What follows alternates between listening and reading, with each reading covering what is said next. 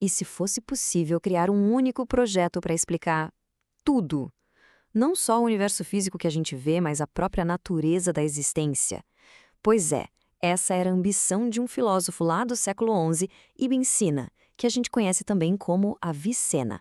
Vamos mergulhar nesse plano mestre dele para entender a realidade. Essa era a grande questão para Ibn Sina. Ele olhava para a metafísica não como uma simples especulação, uma viagem, mas sim como uma ciência de verdade, super rigorosa, uma ferramenta lógica para mapear a arquitetura secreta da realidade. E o primeiro passo nesse plano dele, nossa, era bem ambicioso.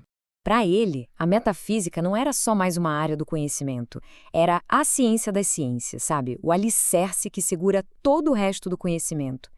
Ela não se preocupa em perguntar o que é uma estrela, mas sim o que significa para qualquer coisa ser. E é exatamente por aí que o raciocínio dele começa. Então, por onde começar um projeto desses tão grandioso? Não com uma coisa específica, tipo uma estrela ou uma pedra. Ibn Sina dizia que isso seria começar a história pelo meio. O verdadeiro ponto de partida tem que ser o conceito mais fundamental de todos, o próprio ser. É aqui que ele funda a ciência do ser enquanto ser. E o que danado é ser enquanto ser? Bom, é o estudo da existência por si só. Antes de tentar entender qualquer coisa que existe, Ibn Sina defendia que a gente precisa primeiro analisar essa ideia primária que nem dá para definir direito, a ideia do existente. Esse é o ponto de partida de toda a lógica dele. E para analisar qualquer coisa que existe, Ibn Sina usa uma distinção que é muito poderosa. É a verdadeira chave de toda a filosofia dele. É a diferença entre o que ele chama de essência e existência. Vamos ver direitinho como isso funciona. Olha que sacada genial. De um lado, a gente tem a essência, que é o projeto, a definição, o que é de alguma coisa. Do outro, a existência, que é o simples fato de que aquilo é real. O ponto é, saber o que algo é, a sua essência, não diz pra gente se essa coisa de fato existe. Para ficar bem claro, vamos pensar num unicórnio. A gente consegue descrever a essência dele perfeitamente, a sua unicornidade. O projeto está todo na nossa cabeça. Mas aí vem a pergunta: essa essência tem existência no mundo real? A resposta, claro, é não. Fica óbvio, né? Essência e existência são duas coisas bem diferentes. E essa separação entre essência e existência não é só um joguinho de palavras, não. É uma ferramenta que divide toda a realidade em duas categorias importantíssimas. E as consequências disso são enormes. E isso leva a gente para uma pergunta fundamental. Se para quase tudo que a gente conhece, a definição da coisa não garante que ela exista, então, de onde vem essa existência? O que faz a ponte entre o projeto e a realidade? A resposta de Ibn Sina começa com a ideia de ser possível. E isso é, basicamente, tudo que a gente vê por aí. Uma pedra, uma árvore, uma pessoa, são coisas cuja essência não garante a existência. Elas poderiam muito bem não ter existido. Por isso, elas precisam de algo de fora, uma causa, para de fato passarem a existir.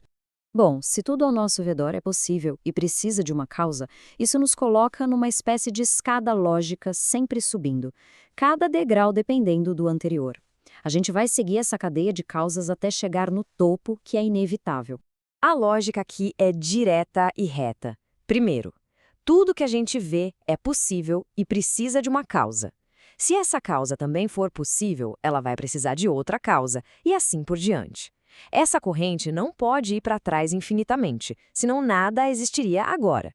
Então, essa corrente tem que parar em algum ponto, tem que terminar numa primeira causa que não precise de uma causa para existir. E essa primeira causa é o que Ibn Sina chama de existente necessário. É aqui que aquela distinção entre essência e existência finalmente some. Para esse ser, a sua essência é a sua existência. Ele não tem a opção de não existir, ele simplesmente é. Essa é a prova racional de Ibn Sina para a existência de Deus. Ok, a lógica nos levou a um existente necessário, mas isso cria outra pergunta. Como é que um universo tão complexo e cheio de coisas diferentes surge a partir desse ser único e simples? É aqui que Ibn Sina apresenta a sua cosmologia, o jeito como o universo flui a partir dessa fonte. Tudo começa com o um, o existente necessário, que é perfeitamente simples, unificado. Ele não é uma coisa no meio de outras, mas a fonte única de toda a realidade que vai vir a seguir. E o mecanismo disso não é uma criação no momento específico, mas um negócio chamado emanação, ou FIDE. Pensa nisso como um transbordamento constante, que nunca para. Não é que o universo foi criado, é que ele está sendo criado, eternamente fluindo da primeira causa. Mais ou menos como a luz que sai de uma lâmpada. E como esse fluxo se organiza? É tipo uma cascata lógica, exatamente como esse esquema mostra. Vamos acompanhar os passos. Primeiro, o existente necessário pensa sobre si mesmo. Desse pensamento único emana a primeira inteligência.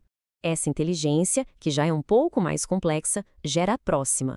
E também uma alma e uma esfera celestial. E esse processo vai se repetindo, descendo em cascata, nível por nível, até que a última inteligência organiza o nosso mundo material.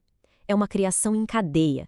O resultado final de tudo isso é impressionante.